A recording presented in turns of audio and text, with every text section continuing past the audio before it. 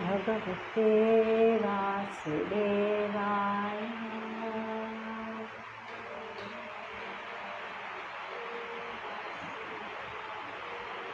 ॐ नमो भगवते वासुदेवाय।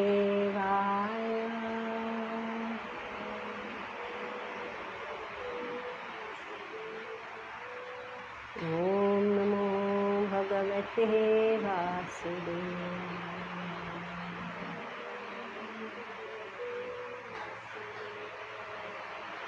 नारायणं नमस्कृत्य नरं चैव नरोत्तमं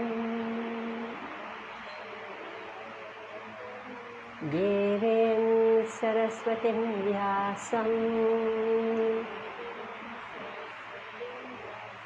ततो जयं मुदीरये।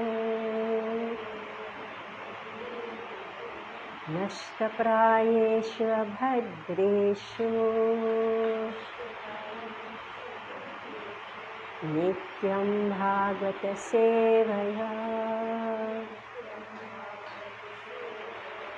भगवती उत्तमा श्लोके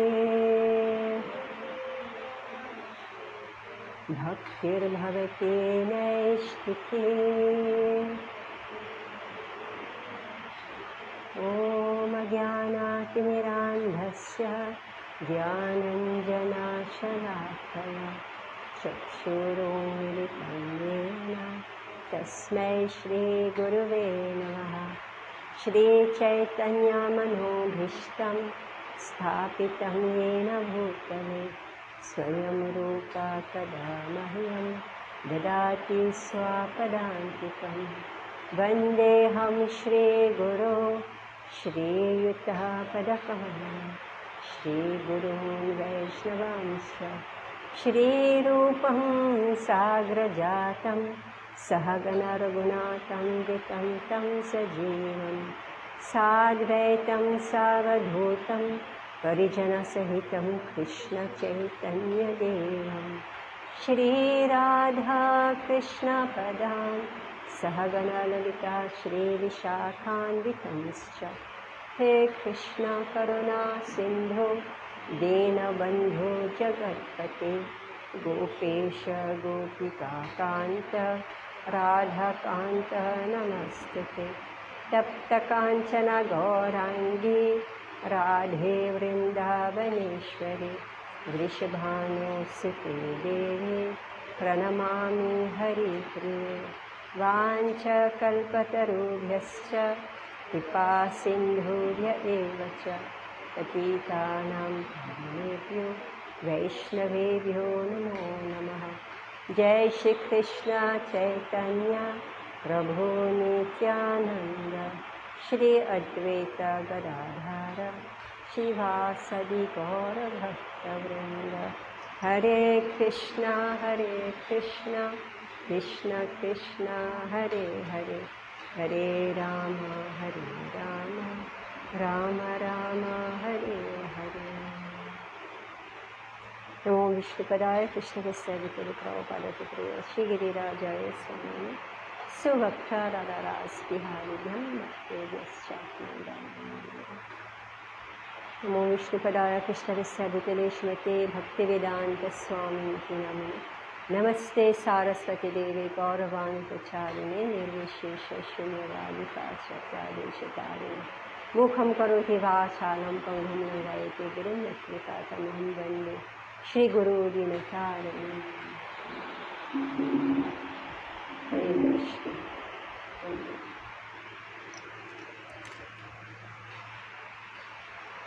All right, so we are reading from Bhagavad Gita. We just started chapter 7. Knowledge of the Absolute. So Anushka, you'd like to tell me what you learned from last week?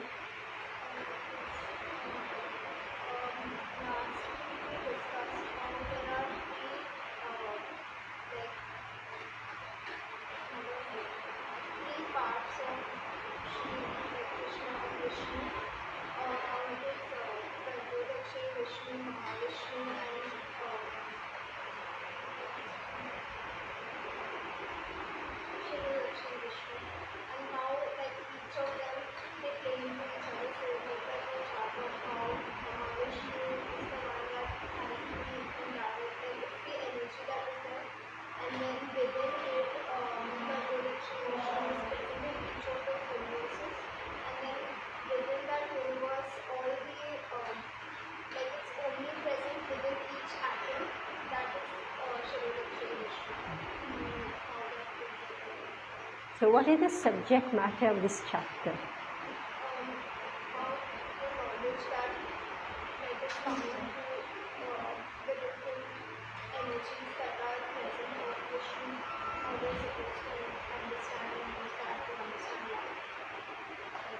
So the energy is one.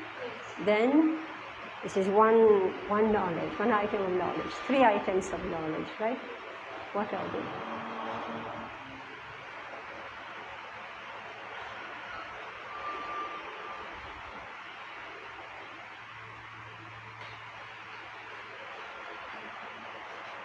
So if we want to have knowledge, what do we want to know? The 3 items that we want to know. Yeah, I'm saying that knowledge consists of 3 items. What are the 3 items? And this is going to be discussed in this chapter.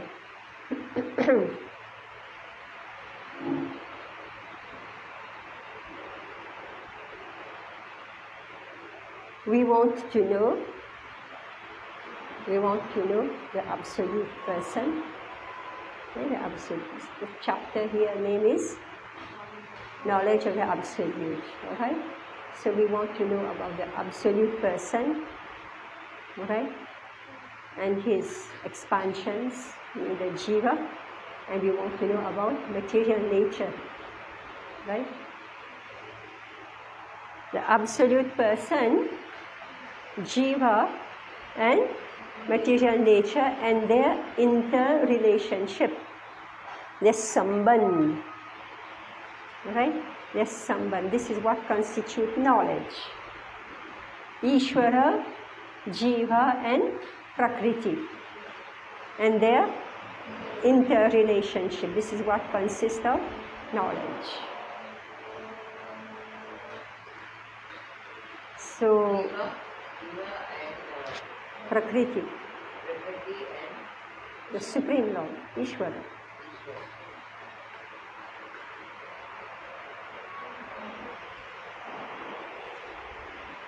So Krishna starts with text 4 by describing what? What does Krishna describe in text 4?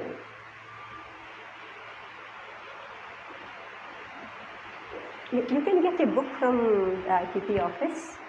Yeah, just ask them for Bhagavad Gita.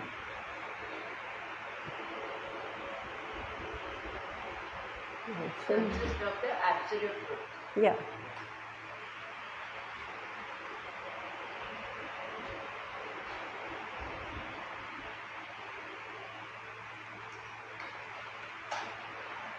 Yes, so text 4 is discussing what?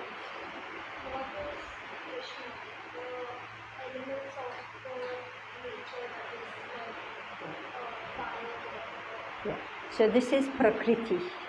Alright? We spoke of 3 items of knowledge. So here in chapter 4, Krishna is speaking about Prakriti, and Krishna is saying that this Prakriti belongs to who? Okay. Yes. That this Prakriti belongs to Krishna, and they are his. How did he qualify them? Just read. How does he qualify this Prakriti? In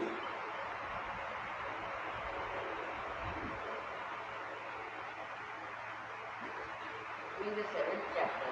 Yeah, chapter 7, text 4. Yeah. Yeah. So how does he qualify those elements, this energy? How does he qualify it? No, how does he qualify this?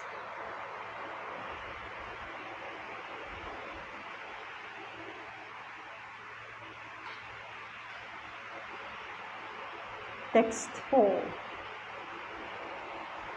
So Krishna in chapter 7, text 4 describes about Prakriti. Alright? How does he qualify that Prakriti? How does he qualify it? Really? How? Yeah, material nature. And how does he qualify this? How does he qualify this Prakriti? No, I'm not saying that these are, he enumerated what Prakriti consists of, and then he qualified this Prakriti. He said that these belong to me, and how does he qualify them? Separated. Okay? Please. Yeah, and in Sanskrit? Bhinna.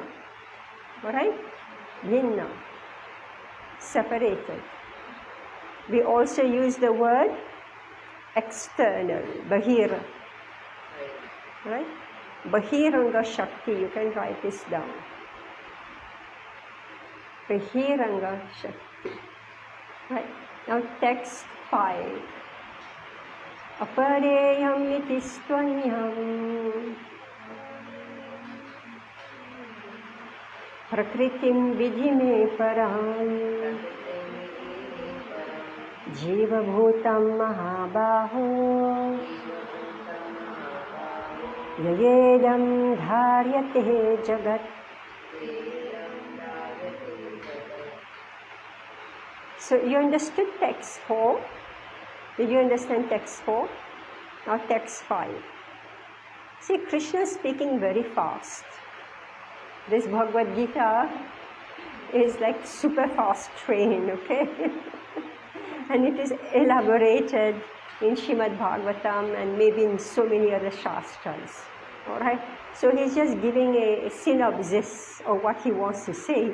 He got only 45 minutes or 1 hour, right, to speak to Arjuna. Where is Bhagavad Gita found? Bhagavad Gita, where is it found? Where is it recorded? In which book? Mahabharata, right? How many shlokas are there in Mahabharata? Mahabharata, how many shlokas are there? 18,000? How many is there? 100,000. When I was 5 years old, my father told me. Okay, I memorized it from then. Okay, I'm in old age now, I still remember. I don't want you not to know how many shlokas are there in Mahabharata. 100,000, just write it and memorize it. In Ramayana, how many shlokas are there? Either you know or you don't know. 24,000.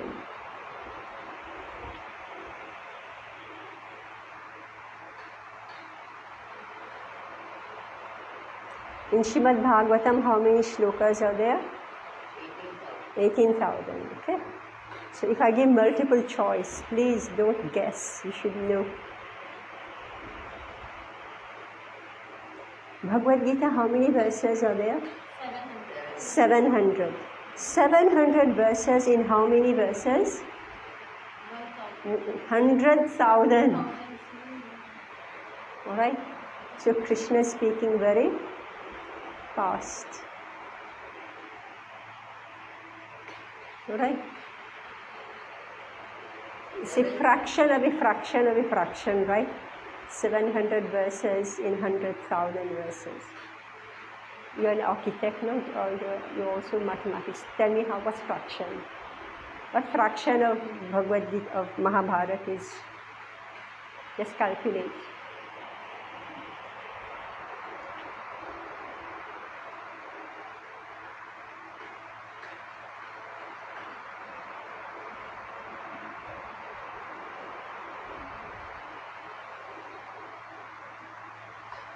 $700 over 1 lakh.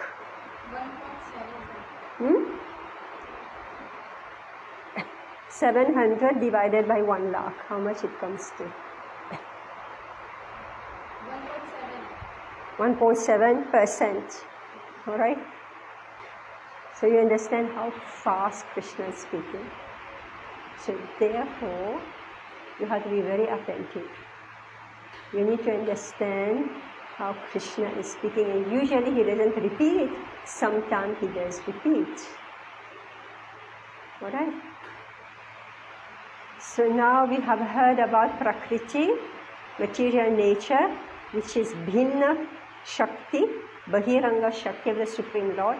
Now Krishna says in this verse, beside these, O mighty armed Arjun, there is another superior energy of mind which comprises the living entities who are exploiting the resources of this material inferior nature. Alright? The superior energy is who? Yes, the Jeev. Jiva Bhutam. Please write down these words. Jiva Bhutam. Jiva Bhutam. Those who are Jivas and they are superior energy.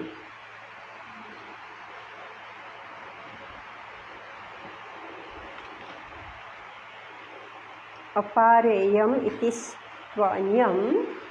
So apara is inferior energy. Please write down these. Apara Shakti is inferior energy, and Para Shakti is superior energy. Para Shakti is superior energy, and this consists of what? Jiva Bhutam. And Apara Shakti consists of what? Material nature. So the Jivas, they are exploiting this material nature. Right? So here it is clearly mentioned that living entities belong to the superior nature or energy of the Supreme Lord.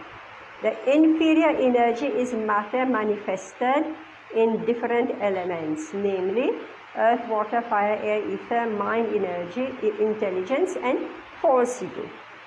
Both forms of material nature, namely gross, earth, etc., and subtle, mind, etc., are products of the inferior energy. See, I hope at home you are taking pen and paper, you are rewriting this. You have to write inferior energy, enumerate them. Superior energy, write them down. Okay? So that is clear to you. So there is gross energy, then there is subtle energy, which are both inferior. The living entities who are exploiting these inferior energies for different purposes are the superior energy of the Supreme Lord. And it is due to this energy that the entire material world functions. Alright? So everybody has only one agenda. Is how can I exploit this material nature? The living entities who are exploiting these inferior energies for different purposes are the superior energy of the Supreme Lord. And it is due to this energy that the entire material world functions. So you've got the material world, which is inert matter. It's dead matter. Then you need somebody to open up, to open up and remove, okay? And remove the energy and make it work for the jiva. Just like yesterday, I was watching one documentary. Very interesting, which is completely appropriate. So usually, this is a very classic example of how people are out to exploit. So one group of people will want to exploit what is there in their country. I'm born here, so I look, I use the rivers, I use the ocean, I use the mountains, I use the earth, so I do agriculture, or I remove jewels from the ocean, right? I use the river water for plantation, right? This is normal civilized life, right? Now yesterday I was, and then they start doing trading. So when you have, usually they like to be self-sufficient. I'm speaking of previously. So it used to be just focused in their own area. All right? And then, when the desire comes to expand, all right? So what do? You start to do trade with others, all right? And when others look and say, from where are you getting this? I don't have this in my place. What do they do? What do they do? What do they do? Any idea? Yeah. Yes. Wow. Yes. So I was just hearing some documentary on India, China. Everybody was just satisfied within their own places, right? They're not bothered about outside. But this trade route, which is like going through the middle, right now, it's all Middle East stuff, right? So that was not very interesting. It was an old desert. So nobody cared about it. So what would they do? They started finding the route, right? Over the ocean, they started finding the route. And then they came to India, and from India they started to attack China, right? So it's like India was where all the wealth was, right? So this is what happened here. I read it. The cosmic manifestation has no power to act unless it is moved by the superior energy, the living entity. Energies are always controlled by the energetic, and therefore the living entities are always controlled by the Lord. They have no independent existence. They are never equally powerful as an intelligent men think.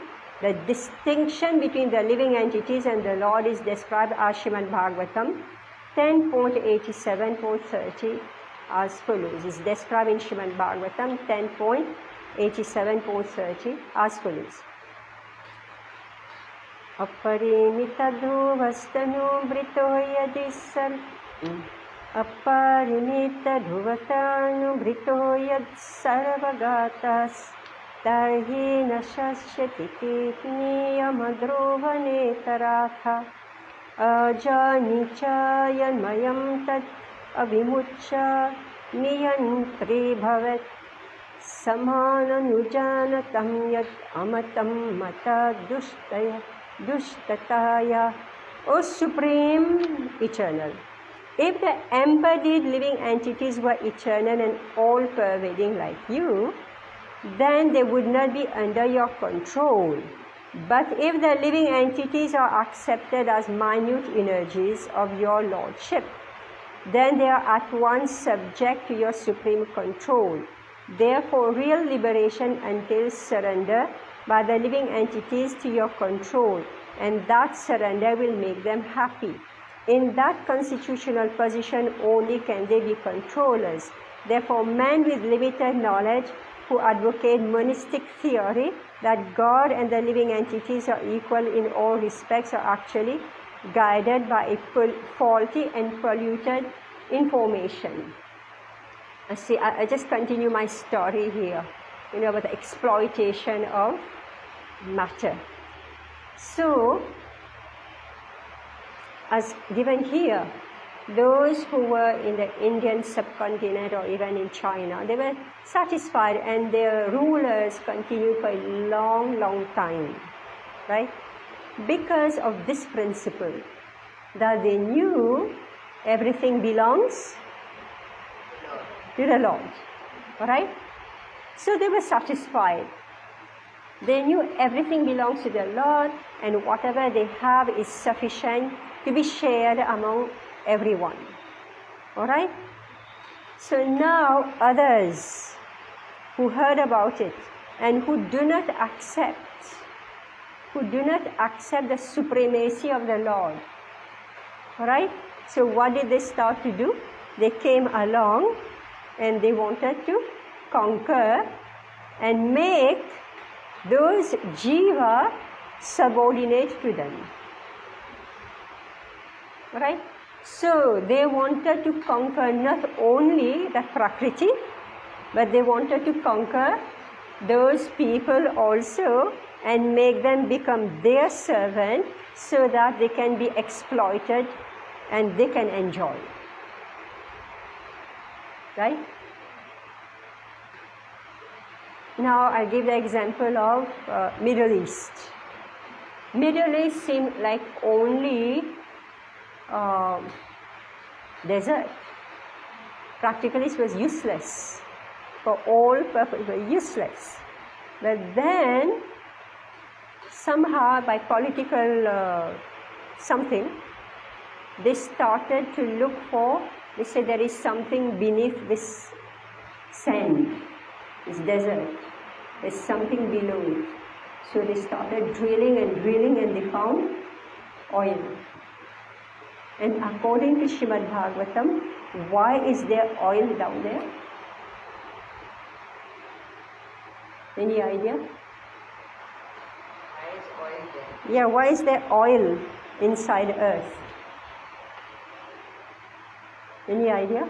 It is to keep the balance of earth. To feed the Balance. Alright? keep the balance. Yeah. There are different, just like in this stand there is oil. Right?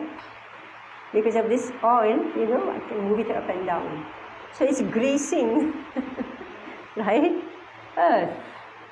Like in our body there's fat, right? There's fat in our body. The whole globe requires oiling, alright? So they found the oil, and what did they do? What are they doing with it? They remove it, what for? To burn it in industries. Yeah, vehicles, industries, right? This, right?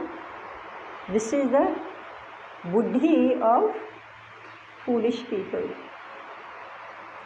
right? And now they're fighting over it. And when they're fighting, what are they doing? They're burning it out. They're fighting over that oil, isn't it? And what are they doing? That most valuable oil, they are setting fire to it. Understand?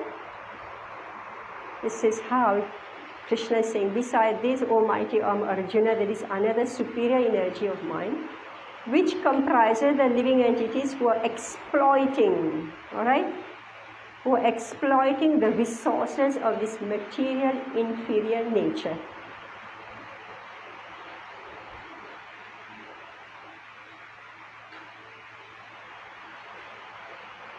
You follow this?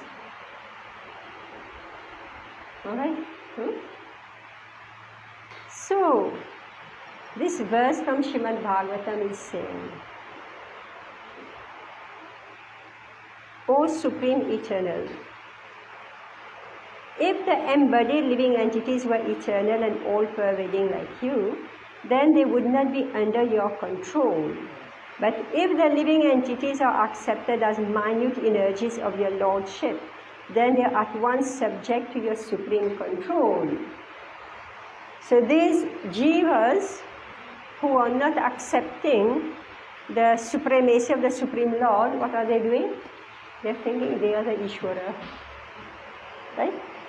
They think they are the Ishvara, so they can go, they can control one population. Right? And they're very, they call it kuniti, right? They are intelligent, right? They're intelligent, those who are exploiting, they're intelligent. They know how to, instead of doing suniti, right? India, China, they were running for many, many centuries under suniti, right? Now those who are on the other side of the world, they started taking advantage of those who are weaker than them through kuniti. And why? Because they believe they are the controllers. Alright? Now come another philosophical point. I've spoken about the gross materialists. Now we are speaking about those who are subtle materialists. Who are they? They are the monistic theory. The monistic philosopher. What is the meaning of monistic philosopher? Who are they? Yeah, they think everything is one. They think all jivas put together, they become one. Prakriti and the living entities, everything becomes one. One with who? Brahman. Okay? So here, this verse from Bhagavatam is saying that they are actually guided by a faulty and polluted opinion. So I have given you the example of gross materialists who think they are the controllers, they are the Ishvara. And then the monists who think everything is one, therefore the Jiva and the living and Ishvara is one and the same, and there is no one is superior and one is inferior. One is Ishvara, who is the predominator, and one is the predominated, that is the Jiva. Controller and controlled. They think both are one. Why do they think like that? We are all one. Everything is one. Why? They want to be Ishvara. Yeah, meaning I don't have to surrender to anybody. Right? I want to surrender to anybody. I don't have to accept subordination. The Supreme Lord Krishna is the only controller. And all living entities are controlled by Him. Right? These living entities are His superior energy. Why?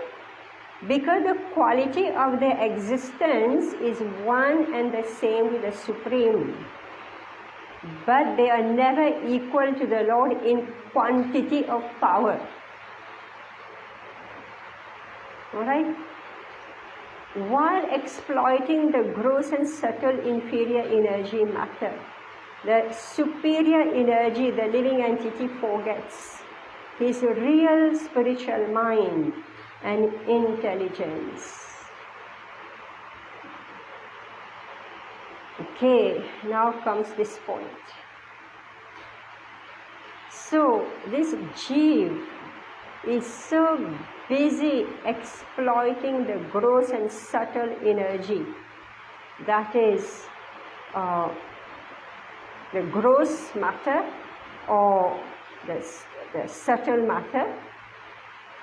What is the gross matter?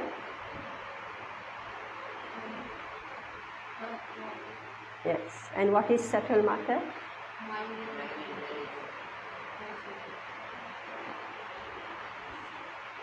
I just saw, again, the history of China. I got curious, so I wanted to know geography and history, because I guess all these things happening, So I started to know what it's all about. So I saw the study of history of China. So China as it is, it has many dynasties. Everything was okay. And then at some point came the philosophers. Philosophers meaning subtle. That is their the philosophy, the poets, the poetry, etc., etc. So they're more like intellectual section. But what happened? They started opening up to reach out to the rest of the world, and they got captured also. Captured. They also got captured, and then all the philosophy was gone. Same thing happening in India, right? Same thing happening in India. But India is more strong. It's more strong, right? You can see Prabhupada, he launched again, like Sanatan Dharma, Krishna conscious, he again launched, right? Whereas I don't know if it's true or not, but it looks like China just got captured by business, right?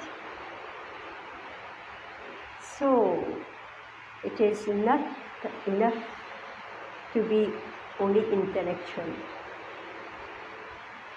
Because intellectual is still material. So what happens to them is described here.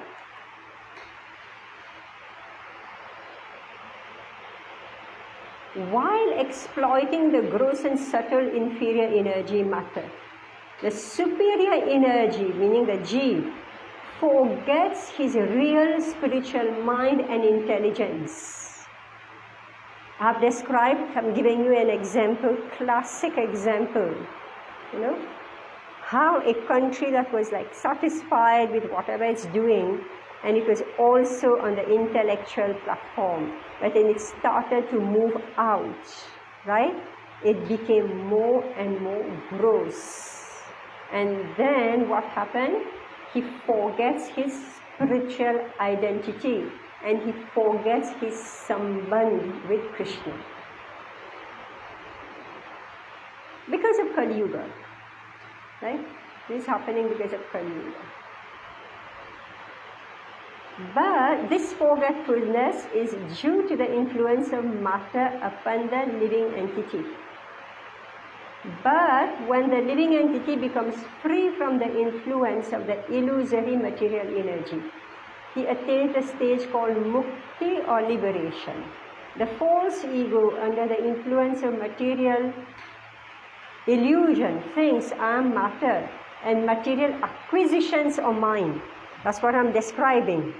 As soon as this jiva thinks he's matter, he believes that the material resources should become mine. So he's always running after material acquisitions. His actual position is realized when he is liberated from all material ideas, including the conception of his becoming one in all respects to God. Therefore, one may conclude that the Gita confirms that the living entity is. Therefore, one may conclude that the Gita confirms the living entity to be only one of the multi-energies of Krishna. And when this energy is freed from material contamination, it becomes fully Krishna conscious or liberated. I'll give you an example, which I cannot believe this. It's like so petty of how people want to exploit material nature. Prabhupada always says that the Indians had their own teas, natural teas, right? But somehow or other, the British, they like tea, and that tea was growing in China. So, in order to get that tea, so they thought how to get the tea. It's completely ridiculous. For such a small thing, like drinking tea, they wanted to exploit a country to get tea. So how to get that tea? I don't know whether I got the story correct.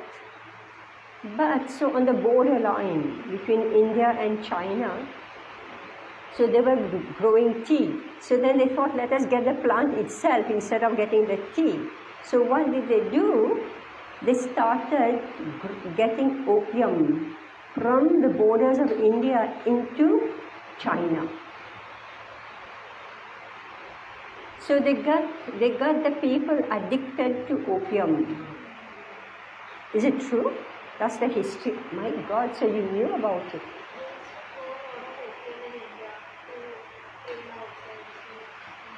And see, she knows the history. And I was watching this.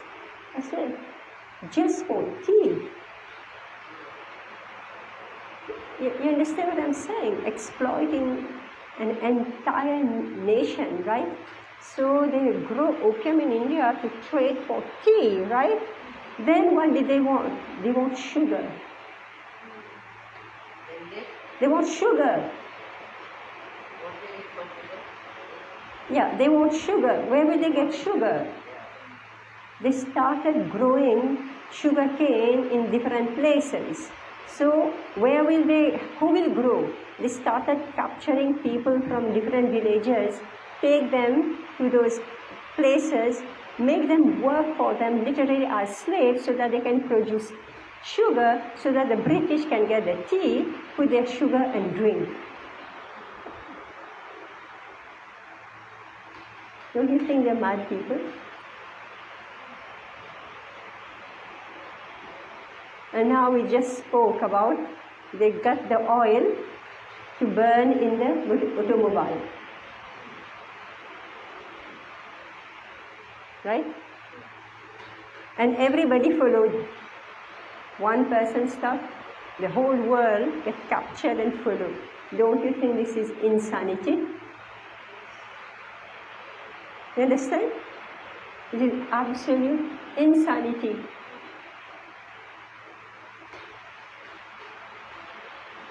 But how people who forget the relationship with Krishna, this is what we call illusion, just to drink tea, you damage the millions, alright?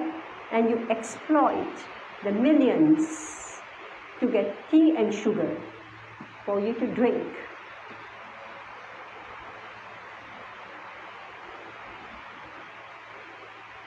So you learn this at school? Oh my God. So now you can add what we are reading here, right? You can add. So you understand, now we didn't make that connection, right? Now we are making the connection, so they are mad. So we wonder, people ask, even I went to one school, I wanted to teach Bhagavad Gita. The person in charge asked, what is the relevance of Bhagavad Gita in the school? So you should teach the children, see what human beings are doing. Do you want to be that type of human being? Right? That you create such misery, you make people addicted to opium, to get tea, and you make people work as slaves in sugarcane plantations so that they can get sugar for me to drink a cup of tea. How many cups of tea do you drink every day? You don't drink tea. Good. Good. But India is addicted to tea.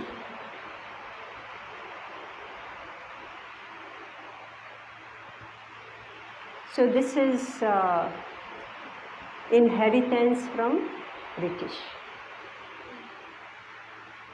Every train station, chai, chai, chai, chai, chai, right? So,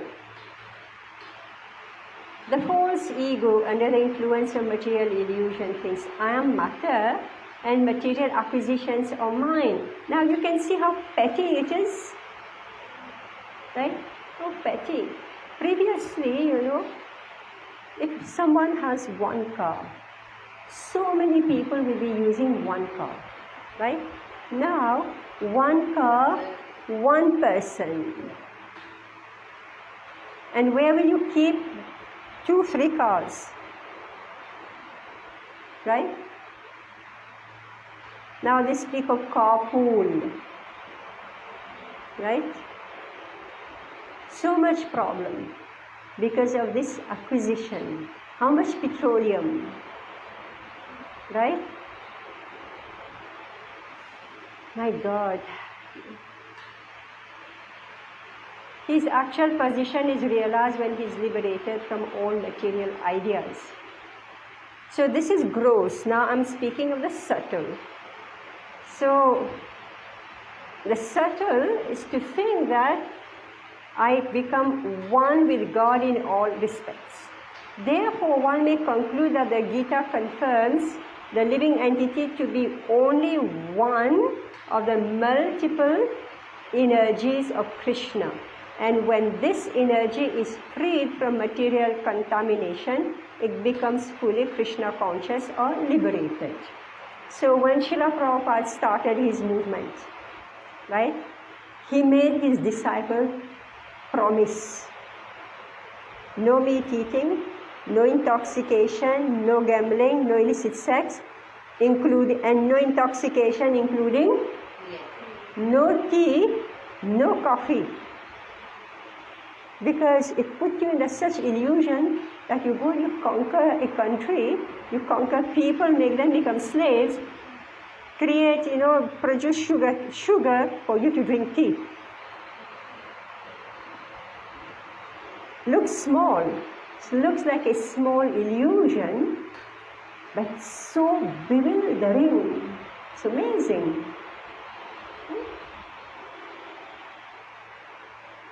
Did the children ever ask the teacher what was the value of opium in contaminating a country?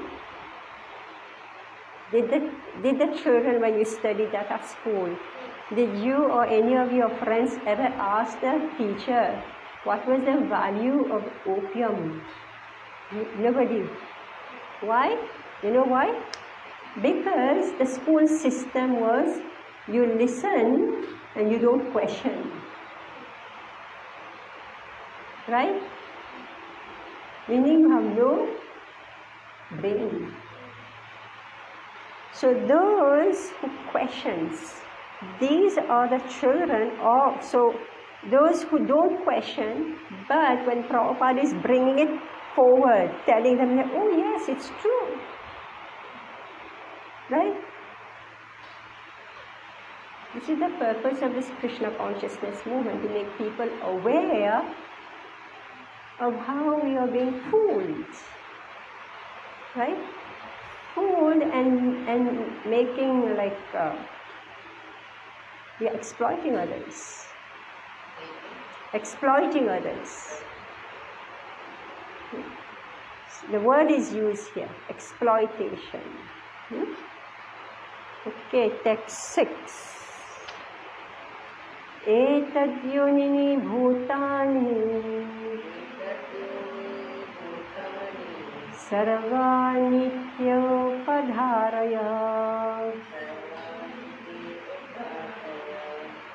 aham krishnasya jagatah prabhava pralayasthatha. These two natures, yonin, who is source of birth, bhutani, everything created, sarvani, all itidas, upadharaya, no, aham, I, krishnasya, all inclusive, jagata, of the world, prabhavaha, the source of manifestation, pralaya, in annihilation, tatha, as well as. All created beings have their source in these two natures, of all that is material and all that is spiritual in this world. Know for certain that I am both the origin and the dissolution.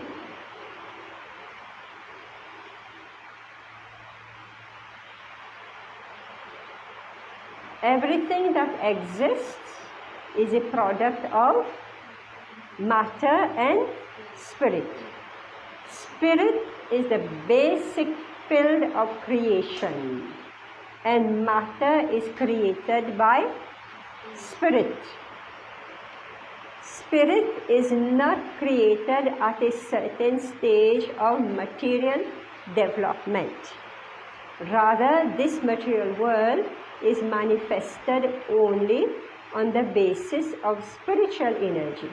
This material body is developed because Spirit is present within matter.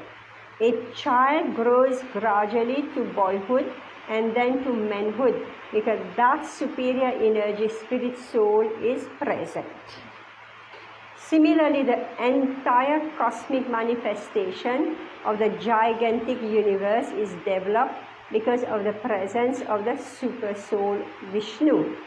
Therefore, spirit and matter, which combine to manifest this gigantic universal form, are originally two energies of the Lord. And consequently, the Lord is the original cause of everything.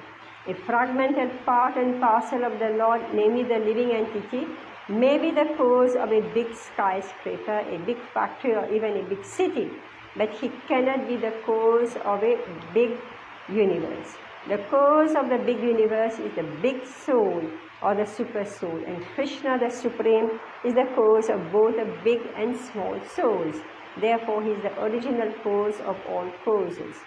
This is confirmed in the Kathopanishad 2.2.30, Nityo Nityanam Chetanas Chetananam. Okay, let's look at this now.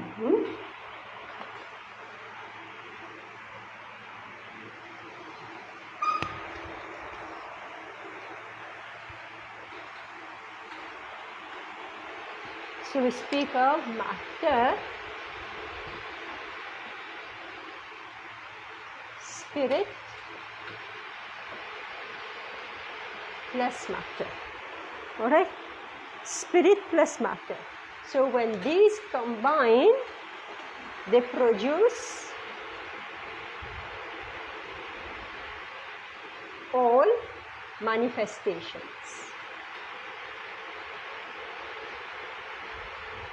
Such as bodies. Okay?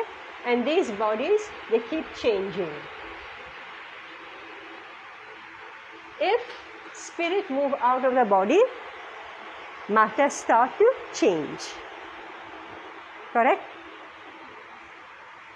So this is spirit 1. Now we've got spirit 2. Plus matter. This is atomic. Alright? This is atomic. What is this one?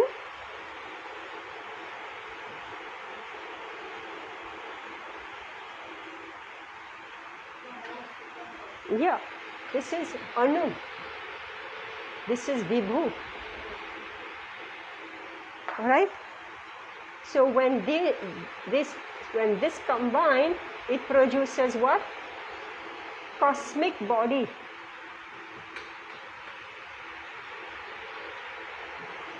Alright? It produces the cosmic body which manifests all bodies.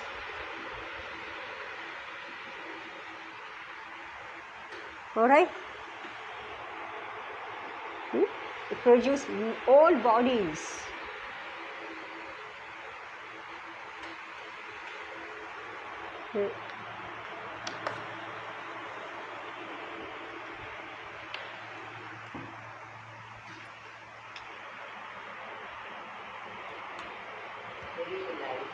Sorry? Very light. You can't see? The pen is light. Oh, no, it's okay. You can see? Yes.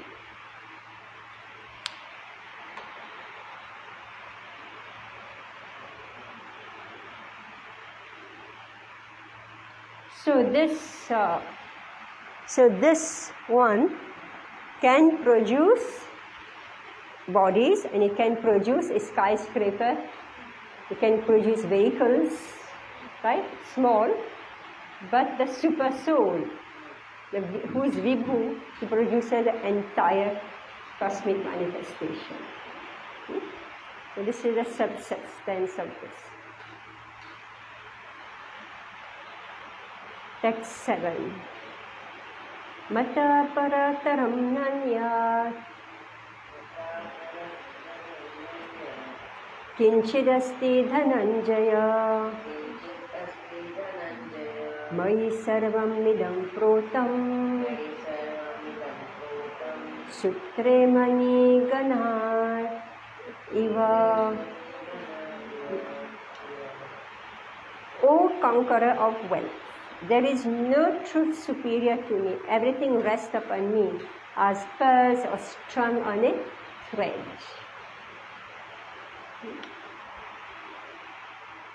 Purport. There is a common controversy over whether the Supreme Absolute Truth is personal or impersonal. As far as Bhagavad Gita is concerned, the Absolute Truth is the personality of Godhead, Shri Krishna, and this is confirmed in every step. In this verse in particular, it is stressed that the Absolute Truth is a person. That the person, Godhead, is the Supreme Absolute Truth is also the affirmation of the Brahma Samhita.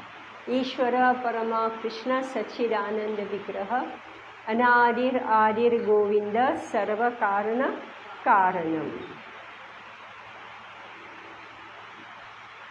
That is, the Supreme Absolute Truth Person Godhead is Lord Krishna, who is the primeval Lord, the reservoir of all pleasures, Govinda, and the eternal form of the complete bliss and knowledge.